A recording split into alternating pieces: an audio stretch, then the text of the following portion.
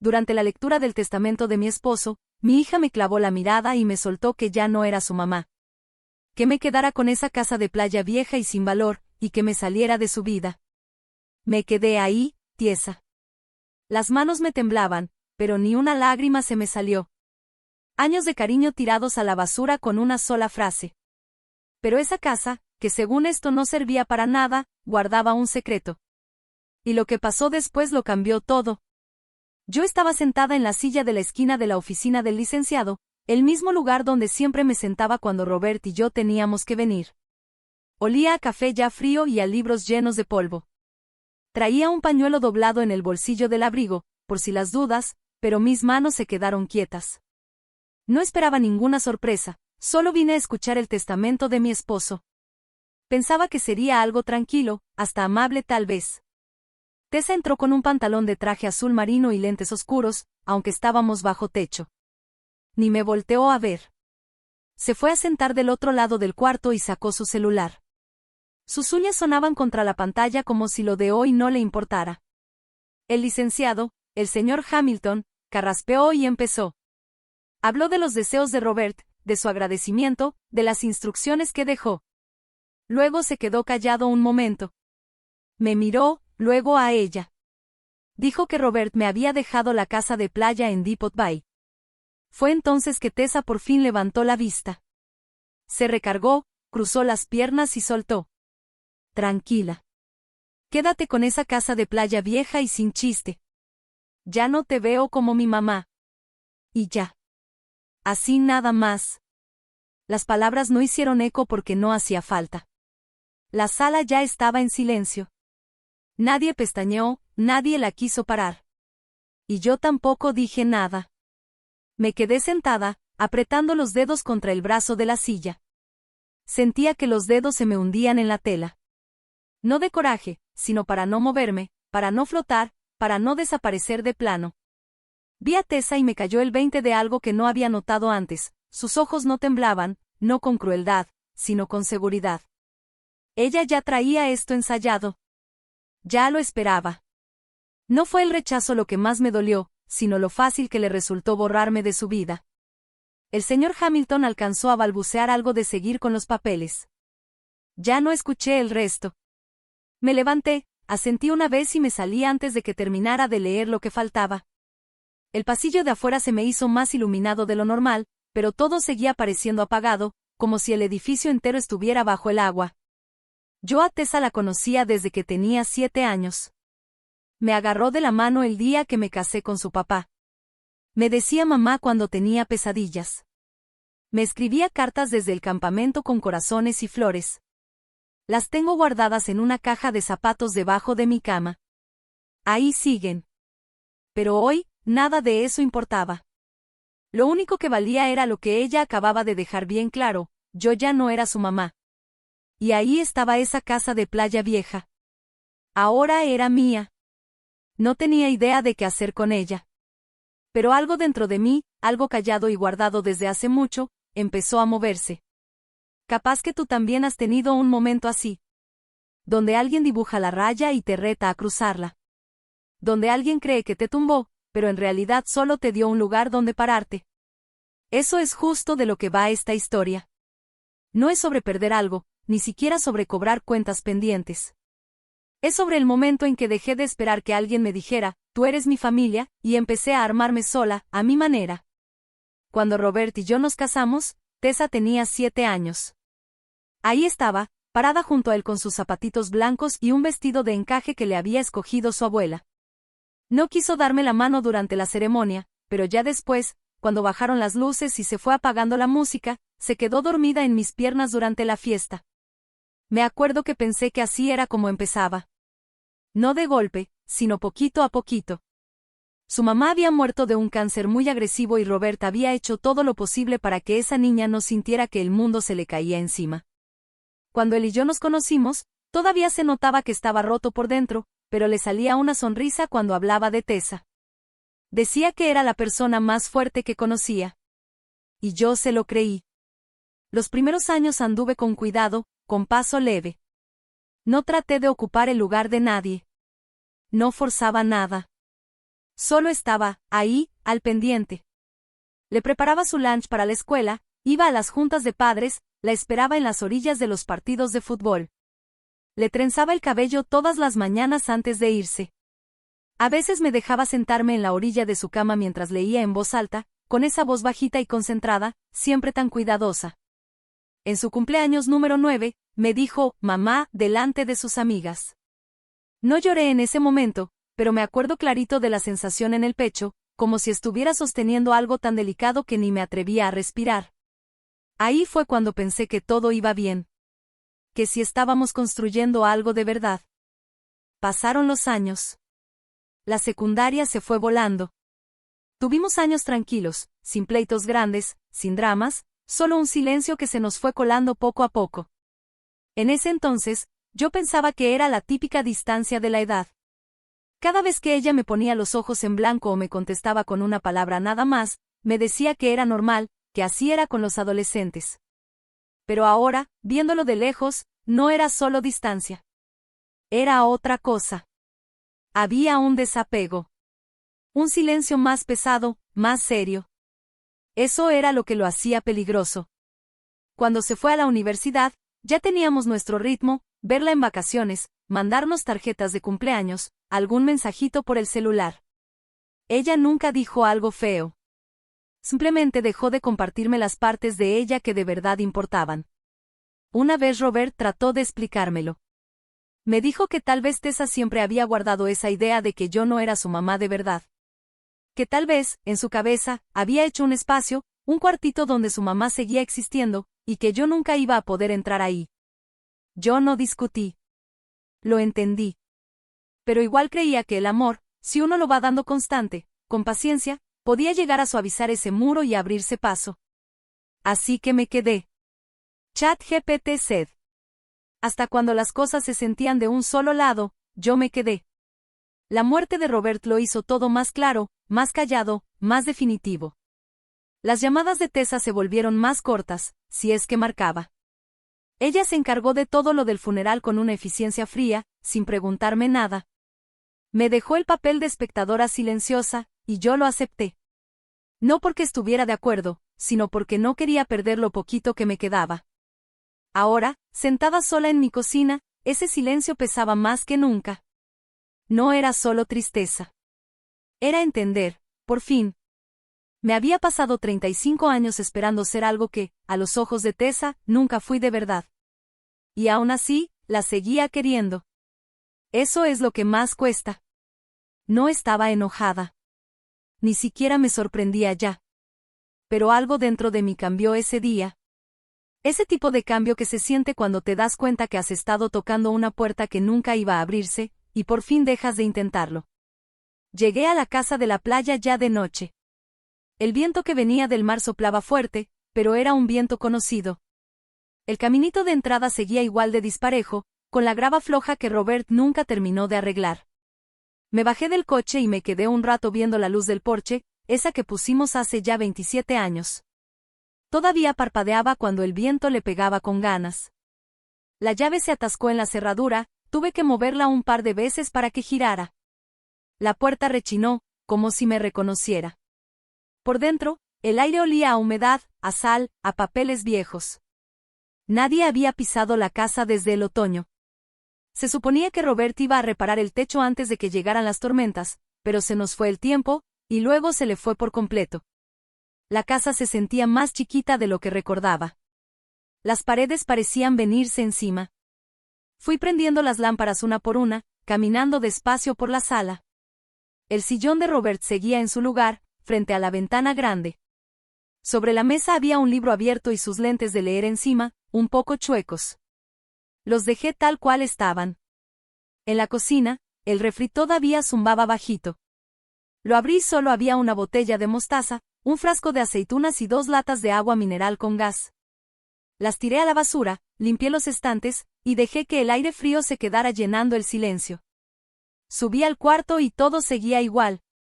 La cama tendida, las almohadas esponjadas. Robert siempre había sido bien especial con cómo se acomodaban las sábanas. Me senté en la orilla y pasé la mano por la colcha que yo misma había hecho años atrás. Ya estaba deslavada, los cuadritos rojos casi rosas, pero mis manos se acordaban de cada pedazo de tela, de todas esas horas que pasé cosiendo en la mesa del comedor con la radio sonando bajito. En el cuarto de visitas todavía se alcanzaban a ver las marcas tenues de los pósters que Tessa tenía pegados. Los quitamos cuando cumplió 20 y dijimos que ya se veía muy infantil. Ahora el cuarto estaba casi vacío, una lámpara, una cómoda, un colchón envuelto en plástico. Los rincones olían a polvo y a algo viejo, algo que ya nadie se acordaba que existía. Abrí la puerta de atrás y salí al porche. El mar se veía negro allá a lo lejos, las olas apenas susurraban. No había luces de vecinos, solo el contorno de los riscos y el viento colándose entre las dunas. Este lugar había sido nuestro escape. Cada vez que la ciudad se ponía demasiado ruidosa, Robert decía que ya tocaba un fin de semana junto al agua. Él decía que el mar podía llevarse todo lo que el mundo le echara encima, y a veces sí lo hacía. Organizábamos comidas aquí, solo nosotros tres. Luego, ya con el tiempo, solo él y yo. Cada Pascua yo preparaba pollo al limón. En verano, Robert se aventaba un salmón asado en la parrilla. A Tessa le gustaba juntar conchas cuando bajaba la marea. Las guardaba en frascos de vidrio, poniéndoles etiquetas con la fecha. Uno de esos frascos seguía ahí, en la repisa. Lo tomé entre las manos. La etiqueta ya estaba toda deslavada, pero reconocía la letra, julio de 1997. No me di cuenta que estaba llorando hasta que sentí el sabor salado en los labios. Era ese tipo de llanto silencioso.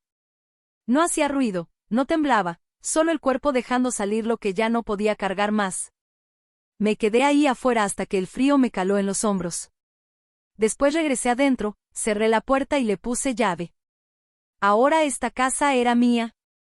No porque me la hubieran dado, sino porque me la dejaron. Y de algún modo, eso se sentía más pesado de lo que pensaba. Las llamadas se acabaron. No es que antes fueran muchas, pero ahora ya era silencio total. Un silencio grueso, de esos que se sienten hechos a propósito. Una mañana me metí a revisar el correo y me di cuenta que ya no estaba en el grupo familiar.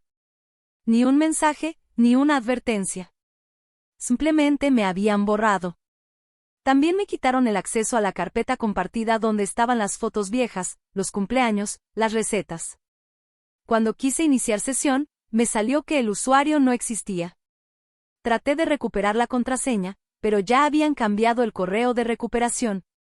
Me quedé sentada en la mesa de la cocina, con la laptop abierta, viendo la bandeja de entrada vacía. Ni siquiera había correos de publicidad. Eso fue lo que más raro se me hizo. Como si alguien se hubiera tomado el tiempo de ir quitando pedazo por pedazo, borrándome. 2 días después, me habló mi vecina de Portland, Marianne. Dijo que había visto a Tessa en una transmisión en vivo de bienes raíces. Estaba mostrando la casa de Mercer, allá en el distrito Pearl. Caminaba por los pasillos como si fuera suya. Pero esa era la casa donde Robert y yo vivimos cuando recién nos casamos. La escritura estaba a su nombre, sí, pero los muebles, los cuadros, los libreros, eso era mío. Me puse a buscar los registros de la propiedad. Resultó que la casa ya estaba a la venta, a través de una de esas empresas fantasma. Reconocí los nombres de las empresas, estaban ligadas a las últimas inversiones de Robert. Tessa debió haber conseguido acceso por algún trámite de herencia, o con algo que yo no había visto todavía, pero ahí estaba, vendiendo todo, una propiedad tras otra. Me metí a ver las fotos de la casa. Mi alfombra favorita estaba enrollada en una esquina. Los libros ya no estaban. Mi silla, mi única y suave silla azul donde me sentaba a leer, también había desaparecido. En su lugar había un sillón gris, moderno, de esos que ni parece que alguien se haya sentado ahí. Las paredes, vacías. Hasta el espejo viejo del pasillo, ese que Robert había encontrado en una tienda de antigüedades, ya lo habían cambiado por uno frío, cuadrado, moderno. Cerré la laptop. No era solo por las cosas. Era el hecho de que me estaban borrando de una vida que yo había ayudado a construir, calladita, durante décadas. Y la cosa no paró ahí. Una semana después me habló Jolene. Ella todavía trabajaba en una empresa de esas que se encargan de llevar cuentas de patrimonio. Se escuchaba con pena, pero igual me soltó lo que había visto. Tessa había presentado papeles al banco, poniéndose como ejecutiva principal y pidiendo permiso para manejar un fideicomiso relacionado con la casa de la playa. La misma casa que se suponía que ahora era mía.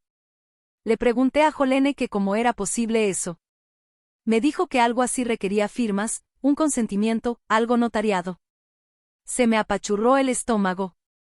Me acordé de una carpeta que Tessa me había pasado después del funeral de Robert. Dijo que venía del abogado. Yo, entre lo cansada y lo dolida, firmé todo sin pensar. Confiaba en ella. Y ahora caía en cuenta, firmé algo que le dio acceso a todo esto. Tal vez no le daba propiedad total, pero sí lo suficiente para hacerme un buen lío. Fui directo al closet donde guardaba los papeles importantes. Ya no estaban. Solo quedaba el hueco, entre los archivos médicos de Robert y el folder con el título de nuestro coche viejo. Me recargué en la pared, escuchando la casa crujir despacito detrás de mí, como si estuviera viva. Dejé que el silencio se alargara, oyendo el viento raspar contra las ventanas. Ya no se trataba solo de que me estuvieran dejando fuera. Era que me estaban quitando de la historia, borrándome. Mi nombre había sido arrancado, pedazo por pedazo, de la historia de mi propia vida. Y ahí supe que ya no podía quedarme callada. Fue un golpecito suave debajo de mis pies lo que me sacó de ese pensamiento. Andaba caminando por la sala, rumbo al porche de atrás, cuando sentí como una tabla del piso, junto a la estantería, se movió tantito. No era la primera vez. Esa casa siempre hacía ruidos. Pero esta vez sonó diferente, como hueco, como si algo debajo se hubiera movido. Me agaché y pasé la mano por el piso. La madera ahí estaba medio floja, lo suficiente para levantarla. Fui por un cuchillo de los de untar mantequilla y lo metí en el borde. Con un poco de paciencia, la tabla cedió. Abajo había un hueco poco profundo. Adentro encontré una caja de metal oxidada, llena de polvo y con telarañas encima. Me quedé dudando un segundo, pero al final la levanté. Pesaba más de lo que pensé. El pestillo estaba trabado, pero con unos cuantos intentos se abrió. Lo primero que vi fue un sobredoblado.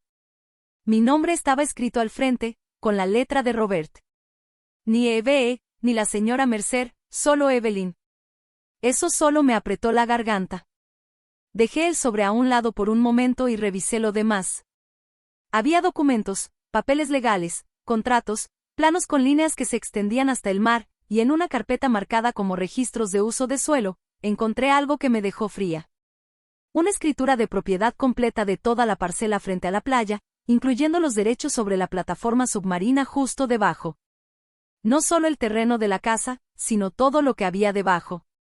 Y todo a mi nombre. La siguiente carpeta tenía información de una sociedad privada que Robert había formado apenas un año antes de morir.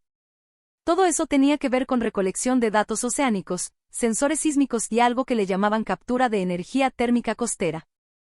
La verdad, no entendí toda la ciencia detrás, pero sí pude ver el valor que tenía. Las cifras eran una locura. Hasta las estimaciones más bajas lo calculaban en más de $6 millones una vez desarrollado, y era mío. No solo en palabras, no solo en el aire. Legalmente mío. Me temblaban las manos cuando abrí el sobre. La carta de Robert tenía fecha de 2 meses antes de su infarto. Escribía con esa claridad suya de siempre. Decía que había mantenido esos papeles escondidos porque sabía que otros iban a tratar de meterse, de mover las cosas. Que no confiaba en Tessa con esa información. Le preocupaba esa forma suya de sentir que todo se lo debía el mundo, y la manera en que siempre se alejaba de lo que no le servía. Al final de la carta, escribió una frase que no voy a olvidar jamás. Construiste esta vida conmigo, cada centímetro de ella. Y esto, Evelyn, es tuyo porque tú te quedaste cuando nadie más lo hizo. Doblé la carta despacito y la sostuve contra el pecho. Me quedé así mucho rato, sin moverme. La caja seguía ahí, abierta a mi lado, quieta, como si hubiera estado esperando lo suficiente. Esa misma noche agarré todos esos documentos y los guardé en una carpeta ignífuga. Los escondí en un lugar más seguro. No porque pensara usarlos de inmediato, sino porque necesitaba tiempo. Tiempo para pensar, para respirar, para recordar que, aunque la gente trate de reescribir la historia, la verdad siempre está en algún lugar. Y ahora la tenía en mis manos. Tessa no tenía idea de que esa casa que había despreciado, la que trataba como si fuera solo un pedazo de pasado sin valor, en realidad valía más que cualquier cosa que hubiera querido vender. No solo en dinero, sino en lo que significaba. Y por primera vez desde aquella lectura del testamento, sentí algo que no había sentido en semanas: control. Al día siguiente llamé a Jolene. Su voz sonaba igual de firme que siempre, pero en cuanto le conté lo que había encontrado, noté que su tono cambió. Me dijo que mejor nos viéramos en persona. Que ya no confiaba en las llamadas, no con todo lo que Tessa había estado haciendo por debajo del agua. Nos vimos en un restaurancito cerca de la bahía, de esos donde el café es medio insípido, pero los panes son buenos y el mesero ya sabe cuándo dejarte en paz. Jolene llegó con una carpeta de archivos bajo el brazo. Y desde que la vi supe que esto no iba a estar fácil. Abrió la carpeta y puso los papeles sobre la mesa: solicitudes de préstamo, autorizaciones bancarias, formularios de poder limitado. Uno de esos papeles tenía mi nombre firmado al final. Pero no era mi firma. Ni de lejos. Tessa la había falsificado. Una letra bien hecha, segura, lo bastante parecida a la mía como para que nadie dudara si no lo miraban con detalle. Jolene me dijo que había visto ese mismo formulario cuando revisó las solicitudes en uno de los bancos donde Tessa estaba moviendo cosas. Resulta que habían aprobado un préstamo comercial de $1.220.000 a mi nombre, usando la propiedad frente a la playa como garantía. Sentí que se me iba la sangre de la cara. Jolene se inclinó hacia mí, bajando la voz. ChatGPT said. Me dijo que Tessa se había asociado con un grupo hotelero que estaba queriendo levantar hoteles boutique a lo largo de la costa. Expansión rápida, alto riesgo, así lo describió. La mayoría del proyecto estaba sostenido con promesas y proyecciones, nada en firme. Y claro, el grupo necesitaba garantías, y Tessa les ofreció el terreno. Nuestra tierra. Mi tierra. Apreté las manos sobre la mesa, no de coraje, sino de puro asombro. Durante todo ese tiempo, mientras yo seguía de luto, mientras apenas salía del silencio, ella andaba firmando con mi nombre, poniendo en juego todo lo que Robert había dejado listo, todo lo que se me había confiado a mí para cuidar. Jolene me pasó una hoja aparte, con el desglose del préstamo. Si el proyecto se venía abajo, la responsabilidad caía sobre mí. Podrían quitarme la tierra, venderla, borrar de un plumazo cualquier rastro de lo que había sido nuestro. Respiré hondo y volteé a ver por la ventana. La bahía brillaba bajo el sol de la mañana, tan tranquila como si nada. Pensé en la caja debajo del piso, en la carta escrita de puño y letra por Robert, en esos mapas y contratos que apenas había empezado a entender. Miré a Jolene y dije en voz alta, por primera vez: está intentando quitármelo todo. Jolene asintió con la cabeza, seria, y me dijo que aún estábamos a tiempo. Que esa firma falsa se podía pelear. Que los papeles se podían congelar, pero tenía que moverme rápido y estar dispuesta a escarbar a fondo. Así que empezamos. Esa noche, ya de vuelta en la casa, saqué la caja otra vez.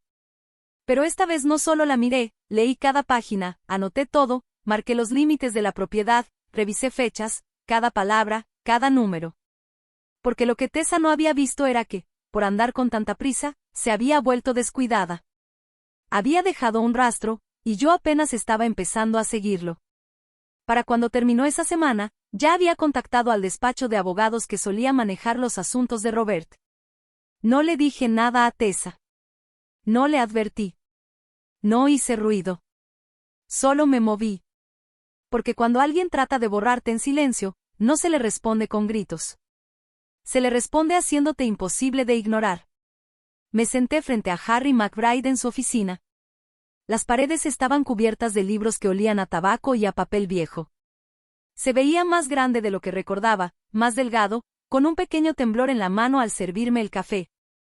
Pero cuando hablaba, su voz seguía teniendo ese tono firme, de esos que te hacen enderezarte en el asiento sin pensarlo. Le pasé los documentos que había encontrado en el piso. No reaccionó enseguida. Se puso a leerlos hoja por hoja, frunciendo el ceño poco a poco y golpeando con los dedos el brazo de la silla. Cuando terminó, se recargó y cruzó los brazos. Me dijo que Robert había ido a verlo en privado unos meses antes de morir. Que ya había tensiones con Tessa, preocupaciones por lo que pudiera pasar con la propiedad. Robert quería actualizar su plan patrimonial para dejar una transferencia de bienes más protegida. Así que preparó un testamento secundario, donde me nombraba a mí como única beneficiaria de la casa de la playa y de los derechos de desarrollo. Pero, no lo había registrado oficialmente. Se había quedado pendiente de mi revisión y mi firma. ChatGPT said. Yo nunca recibí esa versión. Harry me dijo que creía que Robert la había guardado para mí en esa caja. Su plan era hablar conmigo en persona después de las vacaciones, pero se le acabó el tiempo antes de que esa conversación pudiera pasar. Me quedé callada, dejando que el peso de todo se asentara en el pecho. Harry empezó a revisar toda la línea de tiempo de lo que había hecho Tessa, la firma falsa, el préstamo a mi nombre, el uso indebido de la propiedad como garantía. Su tono cambió, se volvió seco, frío. Me dijo que lo que había hecho Tessa no era solo poco ético, que eso ya se acercaba al fraude criminal. Y que con los papeles que yo ahora tenía en las manos, no solo tenía como detener el trato, sino también como darle la vuelta por completo. Me preguntó si quería hacerlo público, si quería demandarla. Negué con la cabeza. Eso no era lo mío.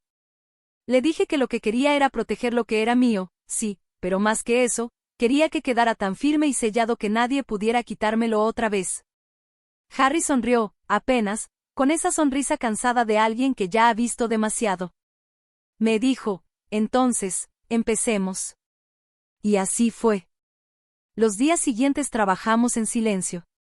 Reactivamos el testamento secundario de Robert. Harry presentó los papeles para dejar todo bajo mi nombre, sin dudas.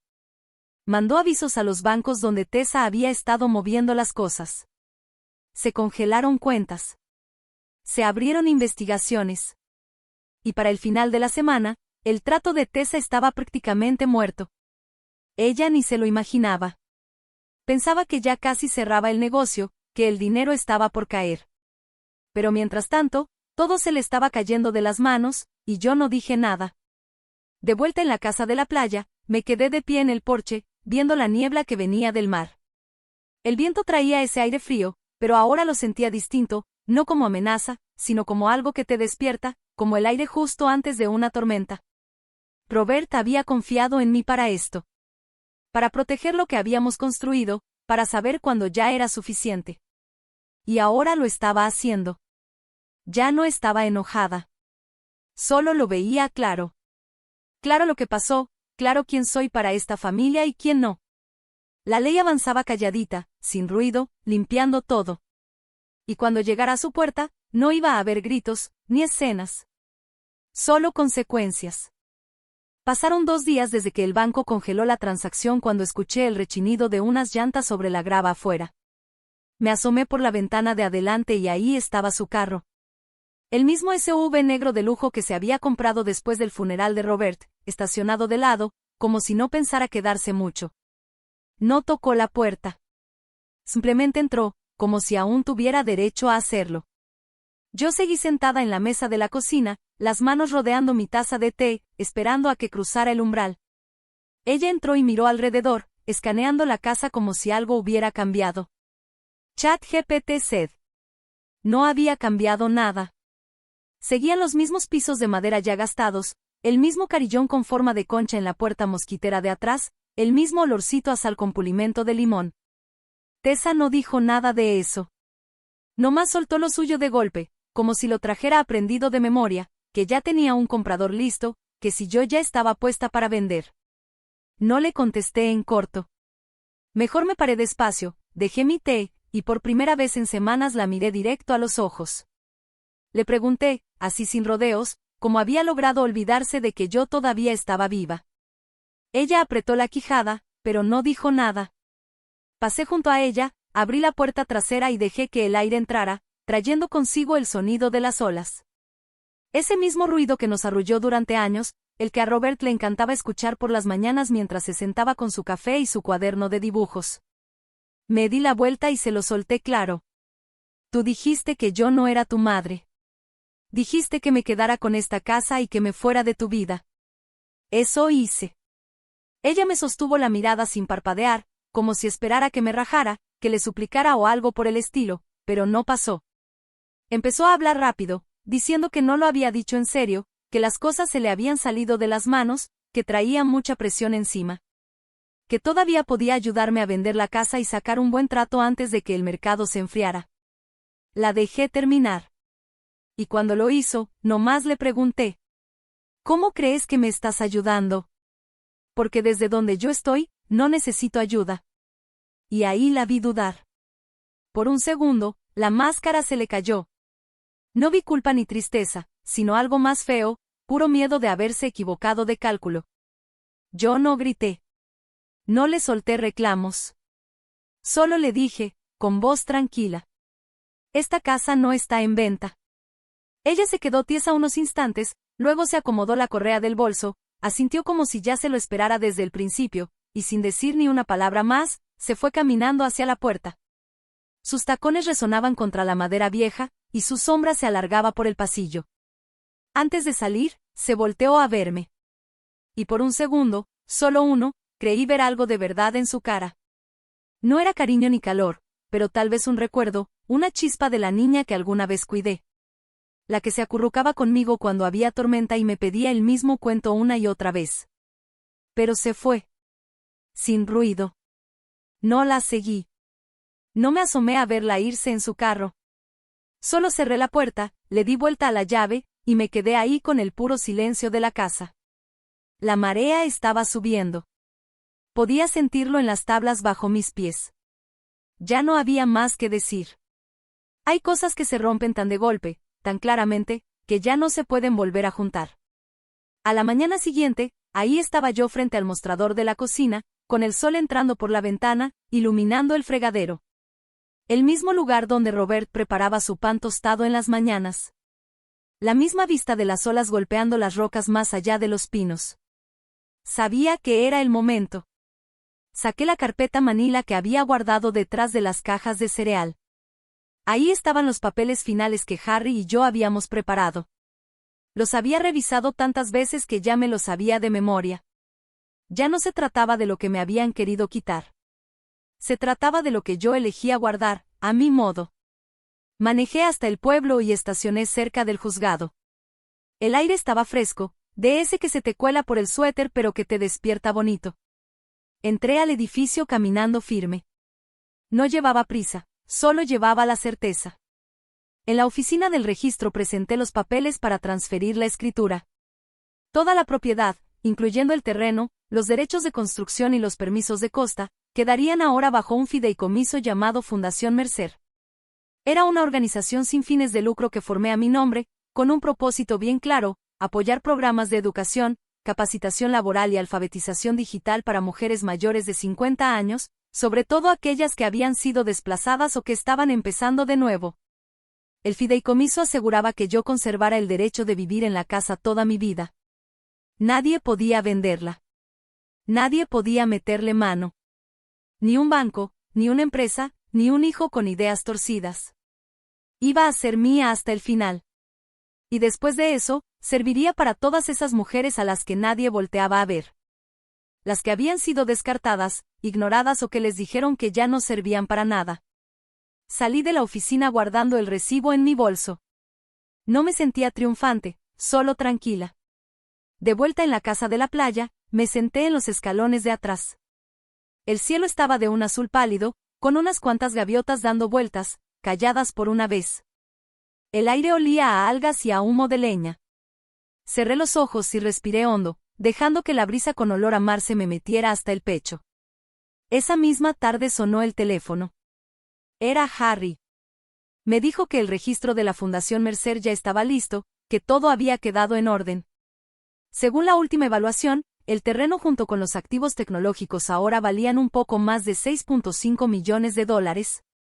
Me preguntó si quería sacar un comunicado de prensa. Le dije que no. Esto no era para andar anunciándolo. No se trataba de que Tessa se enterara por mí. Ella lo sabría a su manera y a su tiempo. Tal vez el día que intentara volver a tramitar el préstamo y se topara con un muro. Tal vez cuando llamara al condado y descubriera que la propiedad ya no aparecía solamente a mi nombre. O quizás alguien se lo diría, un conocido, alguien con quien había hecho tratos y que no le debía lealtad. Pero yo no necesitaba presenciarlo. No buscaba quedarme con la última palabra. Lo único que quería era paz. Esa noche me quedé despierta hasta tarde, pero no porque algo me preocupara. Solo estaba despierta. Me preparé una taza de leche tibia, como las que me hacía mi mamá cuando era niña. Me senté en la sala, con la luz baja y el sonido de las olas marcando el ritmo afuera. La casa ya no se sentía como un campo de batalla. Se sentía, en su lugar, como un recuerdo ya establecido. Como una historia que no necesitaba arreglos, solo un cierre digno. Pensé en todas las mujeres que había conocido a lo largo de los años. Las que limpiaban casas, las que criaban nietos, las que atendían tienditas de barrio, las que manejaban bancos de alimentos. Mujeres que no tenían nada a su nombre, pero que aún así daban todo lo que tenían. Esta casa sería para ellas. Me quedé mirando el fuego que chispeaba en la chimenea. Pensé en Robert. En su voz calmada, en sus manos firmes, en esa forma de confiar en mí aunque nunca lo dijera en voz alta. Y en ese silencio, por fin lo sentí cerca. Fue Jolene quien me lo dijo primero. Llegó una tarde a la casa con una bolsa de papel llena de víveres y esa mirada en el rostro como si tuviera noticias difíciles de dar. Yo estaba en la mesa de la cocina, desgranando guisantes. Se sentó, tomó un puñado y me contó que el trato con Tessa había fracasado. El banco había retirado por completo la oferta de préstamo tras descubrir las firmas falsificadas. Los inversionistas se echaron para atrás. El grupo hotelero estaba retirando todos sus recursos del proyecto en la costa. Tessa se había pasado de la raya. Demasiadas promesas. No había suficiente respaldo. Perdió el condominio en Portland, vendió su coche.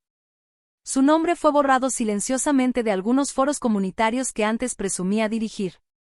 Y no había intentado llamar ni una sola vez. Más tarde esa semana llegó una carta. Sin remitente, sin escritura en el sobre, solo mi nombre. Dentro había una foto antigua, con los bordes un poco descoloridos. Tessa, de unos 8 años, con un vestido azul con volantes, sentada con las piernas cruzadas en el porche, sonriéndome mientras le cepillaba el cabello. Me agachaba detrás de ella, una mano en medio del trazo y la otra sujetando su hombro quieto. Era un momento que apenas recordaba, pero ahí estaba, capturado por completo. Sin nota, sin explicación. Me quedé mirando la foto largo rato. No porque esperara una disculpa escrita, sino porque sabía que esa era su manera de decir algo para lo que aún no tenía palabras. El arrepentimiento no siempre viene en frases completas. A veces es un silencio sin palabras, una historia compartida que se transmite como una pregunta que nadie sabe cómo responder. Guardé la foto en el cajón junto a la estufa, no porque quisiera olvidarla, sino porque tampoco estaba lista para mostrarla. No lloré entonces. Ni siquiera sentí enojo. En cambio, me invadió un cansancio profundo, ese que llega después de haber estado conteniendo la respiración demasiado tiempo. Esa noche preparé una sopa, de esas que Robert solía pedir en las noches frías, de pollo con arroz salvaje, hojas de laurel y un chorrito de limón. La dejé hervir lento en la estufa mientras la casa guardaba silencio. Cuando me senté a comer, encendí una vela, no por ritual ni ceremonia, solo para marcar la quietud.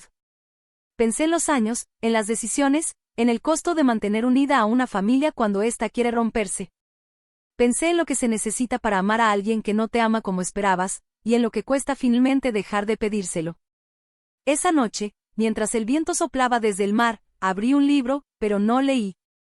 Me quedé sentado con él en mi regazo, dejando que el silencio me envolviera como una manta suave. Ninguna llamada, ningún paso, solo el sonido del mundo siendo el mismo. A veces la paz no se siente como alegría. Parece que no es nada. Y tal vez ese sea el comienzo de la curación. En la mañana del lanzamiento de la fundación, para el amanecer, la casa estaba en silencio y la marea baja. Me quedé junto a la ventana con una taza de café, observando cómo la luz cambiaba lentamente de gris a dorado pálido sobre la costa. Parecía el comienzo de algo, pero no ruidoso ni grandioso, simplemente constante. El evento fue pequeño por diseño. Sin prensa, sin luces de escenario, solo sillas plegables colocadas en el césped cerca del acantilado detrás de la casa. Una sencilla pancarta con el lema, Fundación Mercer, estaba bordada sobre el lienzo por una mujer local cuyo esposo me había ayudado con la carpintería durante las primeras renovaciones. Algunos voluntarios llevaban cardigans azules iguales, con las mangas arremangadas mientras organizaban etiquetas con nombres y doblaban folletos. Yo llevaba una chaqueta azul marino sobre una blusa color crema. Jolene me había presionado el cuello esa mañana. Ella dijo que parecía que tenía algo que decir. Le dije que sí, pero no mucho. Ya estaba cansada de los discursos. Cuando llegó el momento de hablar, me adelanté. Había quizá 40 personas, algunas mujeres de la ciudad, algunos de los primeros beneficiarios del programa, un grupo del centro vocacional cercano. Reconocí más caras de las que esperaba. Mujeres a quienes había visto en las filas del supermercado, mujeres con quienes alguna vez compartí bancos en las reuniones del pueblo. No traje notas. Solo dije la verdad. Que la casa detrás de mí había sido alguna vez un lugar de amor, luego por un tiempo un lugar de dolor, y ahora se convertiría en un lugar de propósito. Dije que nadie les dice a las mujeres mayores qué hacer con sus segundas oportunidades. Entonces comenzamos a escribirlo para nosotras mismas. Y luego di un paso atrás. Eso fue todo. Aplaudieron, no con frenesí, sino con calidez, como si entendieran que ese momento no era un espectáculo. Se trataba de recuperar espacio, de nombrar aquello que había permanecido sin nombre demasiado tiempo. Después de la ceremonia, recorrimos la propiedad. Les mostré a los primeros becarios la sala de estudio que habíamos despejado en el piso de arriba. La gran mesa que Roberta alguna vez usó para sus gráficos, ahora albergaba una fila de computadoras portátiles. Una mujer, de unos 60 años, con trenzas plateadas y un overol de mezclilla, puso su mano sobre la mesa como si fuera sagrada. Dijo que no había tocado una computadora desde 1989. Todos sonreímos mientras el sol se ponía y el cielo se tornaba ámbar. Los invitados comenzaron a irse. Algunos se quedaron a ayudar a recoger las sillas. Jolene sirvió sidra en vasos de papel. Brindamos sin chocar las copas. Al anochecer, solo estaba el viento otra vez, solo las olas, solo yo en los escalones del porche, descalza y con los tobillos calentados por la última luz del día. Pensé en cuánto había cambiado todo, sin ruido, sin batallas legales, sin portazos, solo una redirección silenciosa, una decisión firme. Y por primera vez en mucho tiempo, me sentí yo misma otra vez. No la segunda opción de alguien, no un reemplazo, solo una mujer de pie en su propia tierra, con una historia finalmente contada de la manera en que ella eligió contarla. Cada tarde era un poco más suave que la anterior. Me acostumbré a cómo la luz se movía por la casa, a cómo el viento golpeaba las ventanas justo antes del anochecer.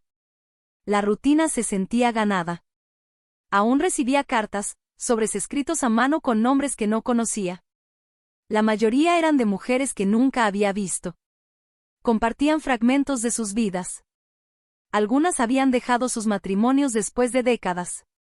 Algunas criaban a sus nietos solas. Otras simplemente buscaban encontrar un terreno firme después de que la vida las derribara. Cada carta me recordaba que el silencio puede pesar más que los gritos, y que cuando una mujer decide dejar de esconderse, abre espacio para que otras también den un paso adelante. No supe nada más de Tessa, no directamente. Pero Jolene me dijo que había aceptado un trabajo en una empresa más pequeña, algo estable, algo sencillo. Se decía que se mudó a un departamento de una habitación en el lado este.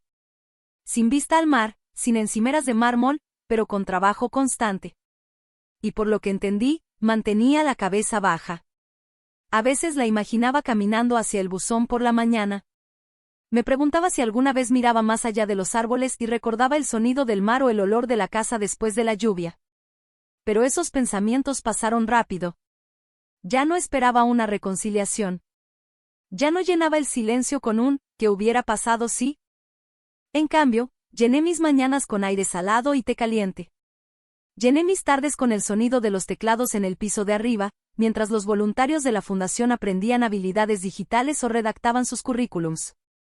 Llené mis tardes con largas caminatas a lo largo del acantilado, cada paso me anclaba a la persona en la que me había convertido. La casa ya no parecía un campo de batalla. Se sentía como algo sagrado, no por lo que se perdió, sino por lo que se construyó a partir de la pérdida. La vieja foto de Robert quedó en la repisa de la chimenea, no como un monumento al pasado, sino como un recordatorio de que las personas que realmente nos ven suelen dejar regalos detrás. No los entenderemos hasta mucho después. Me senté en el porche una última vez antes de que llegara el otoño. El viento arreció y azotó los árboles. Cerré los ojos y dejé que el sonido me atravesara. Había elegido la paz, y la paz permaneció. Si alguna vez te han empujado fuera de una vida que ayudaste a construir, no estás solo. A veces el silencio habla más fuerte que la confrontación. Y a veces la mejor justicia es vivir bien en tus propios términos. Si esta historia te recordó a alguien o incluso a una parte de ti mismo, tómate un momento para respirar. No estás olvidado. No es demasiado tarde. Todavía estás de pie. Y eso importa más que tú.